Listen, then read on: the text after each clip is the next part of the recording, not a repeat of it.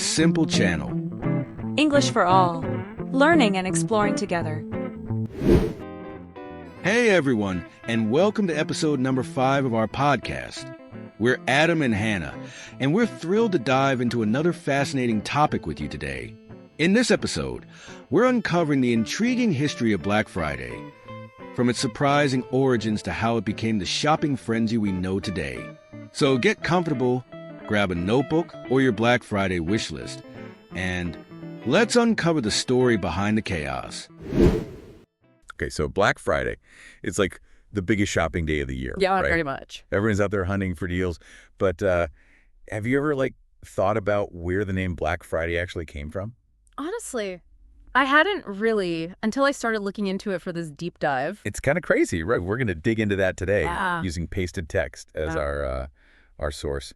And I got to say, it goes way deeper than just shopping. Oh, yeah, for sure. Black Friday has a whole history that most people don't know about. Yeah, way before people were, camping out for TVs and stuff. Exactly. Okay, so we're talking way back, 1869, two investors, Jay Gould and Fisk. Oh, yeah, those guys. They tried to corner the gold market. Basically trying to control the price of gold. Right, buy up all the gold so they could, set the price themselves. Mm. But it kind of backfired, big time. Yeah, their plan totally crashed the market, and that day became known as Black Friday. The first Black Friday. A pretty dark day for the economy, to say the least. So right off the bat, Black Friday was associated with this huge financial disaster. Definitely a negative connotation. And get this, that negative feeling kind of stuck around.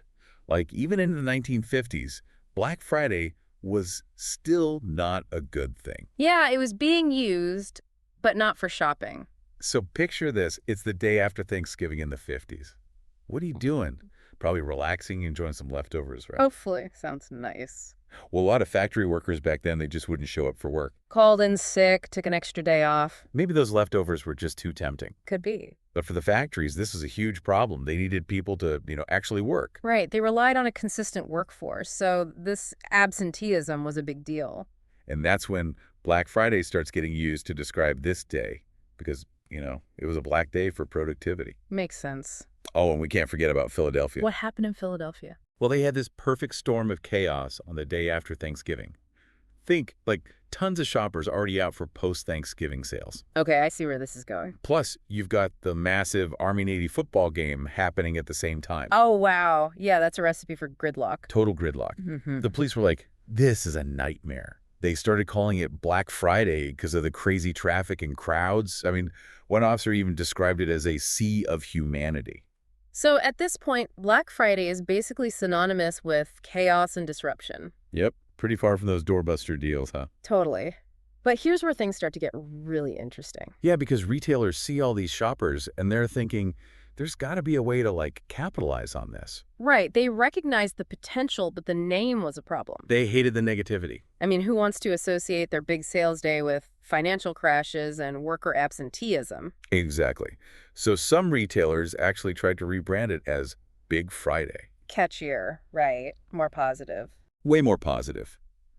But then something interesting happens in the 1980s. The rebranding effort. Kinda. This whole myth starts circulating that Black Friday actually got its name because it was the day stores finally went into the black. Meaning they became profitable for the year.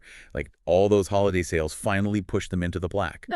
So a more financially positive spin. Exactly. Yeah. It totally worked. Wow. So retailers essentially took this negative term and flipped it into something positive. Genius marketing. It really is. And it didn't stop there. What do you mean? Think about Cyber Monday. It's basically Black Friday for online shopping. Yeah.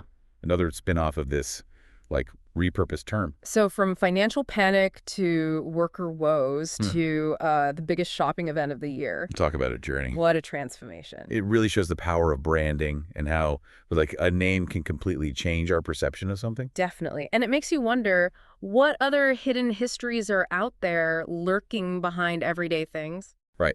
So the next time you see those Black Friday ads, remember, it's not just about the deals. It's about this whole evolution of a word, a concept even. From something negative to something. Well, something that makes people go kind of crazy. It's a fascinating story, that's for sure. So think about it. Does knowing the true history of Black Friday change how you view it. Just something to ponder, maybe while you're waiting in line for that doorbuster deal. Or browsing online for those Cyber Monday steals. Exactly.